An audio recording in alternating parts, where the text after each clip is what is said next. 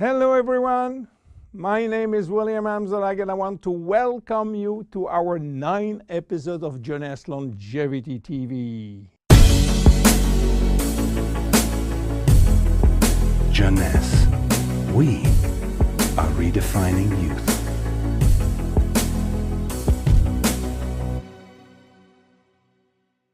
Obesity, or should I say globesity. Today, obesity is a worldwide epidemic disease. There is an outrageous eruption of a worldwide obesity even in the countries where not so long ago famine was the #1 health issue.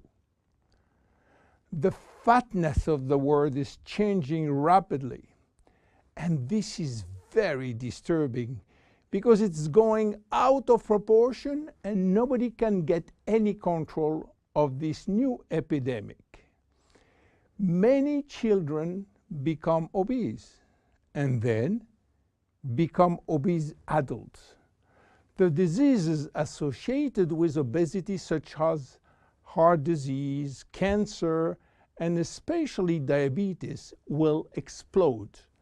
That will mean a lot of sick people all over the world. The cost in terms of death, diseases, and money spending is just astronomical. Think about today, there is in the world about 3 billion people overweight and 800 million real obese. The cost of obesity in the United States is about $150 billion per year, which is 10% of the total US medical cost. So what is the difference between overweight and obese? Overweight means that you gain only a few kilos above standard, from 1 to 15 kilos for adults. Above this threshold, you're considered as obese.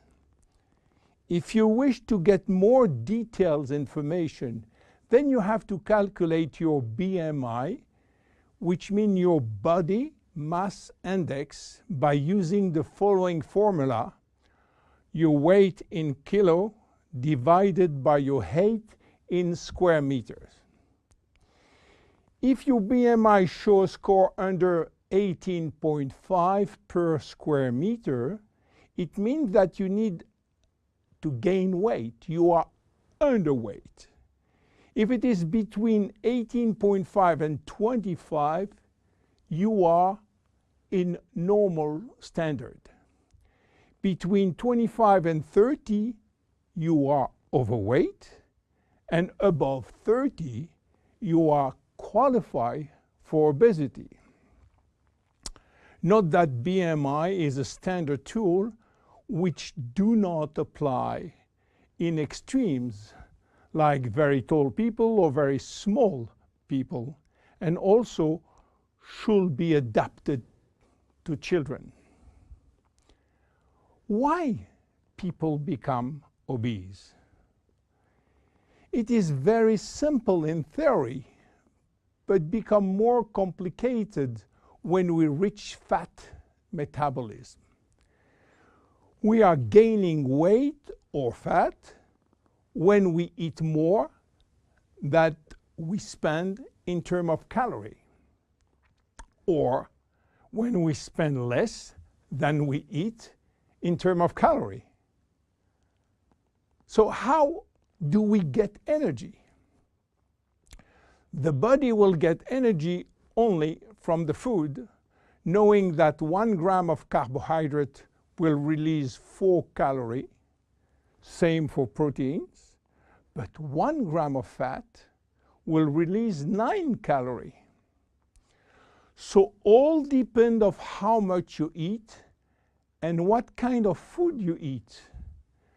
If the food is rich in fat or in protein or in sugars. Now, how do we spend energy? There are three ways to spend energy. The first one is what we call basal metabolism, which is the necessary energy required to get our body working and all our million of chemical reaction working, and working properly. This requires approximately 1 calorie per kilo and per hour. So, if you weigh 60 kilo, you will spend in 24 hours 60 multiplied by 24 equal 1,440 calories per day. And this is good news because you have no control on that. The second spending is the necessary energy to fight against heat or cold. And these depend on the environment and the way that you are protected against heat or cold. It is called thermogenesis. And again, you have little control on that. The third one is the energy required to move your body, and that is entirely up to you. This is to say that physical activity is the only controllable way to spend energy.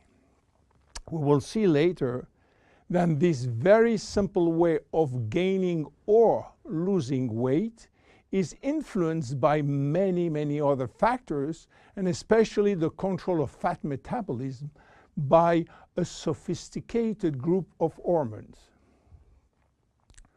So why such epidemic? To understand, we have to go back 20,000 years ago. As surprising that it can be, our genes have not changed for the last 20,000 years. At this time, life for humans was quite difficult.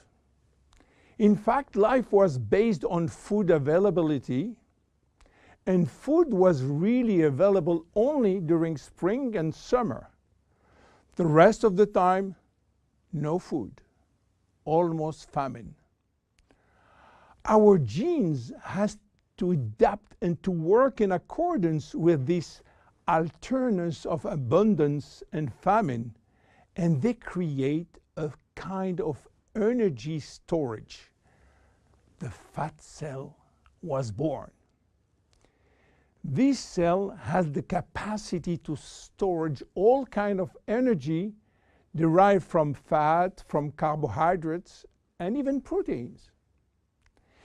It can increase 50-fold its size and retain energy in the form of triglycerides. Because of uncertainty of food availability, our genes were oriented toward the saving mode, which means that every time we eat, all the energy coming from the food was oriented in the storage facility. What happened 20,000 years later? Our genes are still oriented towards saving mode, but there is no more famine. On the contrary, the new society offers an extreme abundance of food rich in calories, and that all over the year. And guess what happened? Everything is going first in storage. And once in storage, it is very difficult to get out. You understand now why it is very difficult today not to gain weight or fat. But there is another factor. 20,000 years ago, in order to bring food at home, men were hunting, fishing, or climbing trees to get fruits. And that was a huge energy spending mode. Today, with a new technology created for lifting heavy items or escalator or elevator, we reduce drastically our energy spending. You understand now why it is so easy to gain weight or fat. What are the consequences of obesity in terms of health and longevity? To make a long story short, it is a disaster. Being and staying obese will lead to a long list of chronic diseases, including cardiovascular disease, diabetes, cancer, metabolic syndrome, and consequently a drastic shortening of life. That will not account for the uncomfortable physical, emotional, and mental consequences of being heavy for ourselves and for our relationship. In terms of aging, obesity is shortening telomeres, increasing DNA damage, and reducing stem cell pool. So what to do for reducing obesity? Obviously, it is quite difficult considering the worldwide effort of the medical community with so small results. Health authorities are repeatedly organizing campaigns to inform people about the consequences of eating too much sugar or fat or the lack of exercise. But the food industry until now do not help and still putting on the market food rich in bad sugar and bad fat. The first step is to be convinced that improving your lifestyle, which means improving your nutrition, your physical activity, managing your stress and your emotion, in order to stop impulsive eating, will be a very good action to preserve your life and your longevity.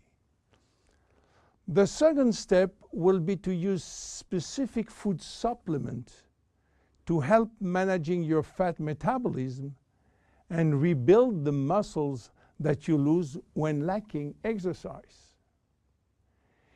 This is why Jeunesse decided to create a new line of product specially designed to counteract craving, to help fat metabolism, and to reduce muscle loss. Be with us in our next episode dedicated to the Zen Body line. My name is William Amzalag, and I will see you on our next episode. Thank you.